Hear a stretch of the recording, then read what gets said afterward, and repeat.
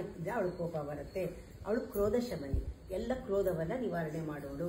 ನಿಷ್ಕ್ರೋಧ ಕ್ರೋಧ ಶಮನಿ, ಲೋಭನಾಶಿನಿ, ನಿಸ್ಸಂಶಯ ಸಂಶಯನಿ, ನಿರ್ಭವ ಭವನಾಶಿನಿ, ನಿರ್ವಿಕಲ್ಪ ನಿರಾಘಾತ, ನಿರ್ಭೇದ ಭೇದನಾಶಿನಿ, ನಿರ್ನಾಶ ಮೃತ್ಯುಮದನಿ, ನಿಷ್ಕ್ರಿಯ ನಿಷ್ಪರೀಶ್ವರ, ನಿಸ್ತುಲ ನೀರಸಿಪುರ, ನಿರಪಾಯ ನಿರತ್ಯಯ, ದುರ್ಲಭ ದುರ್ಗಮ ದುರ್ಗಾ, ದುಃಖಹಂತ್ರಿ ಸುಖಪ್ರದ.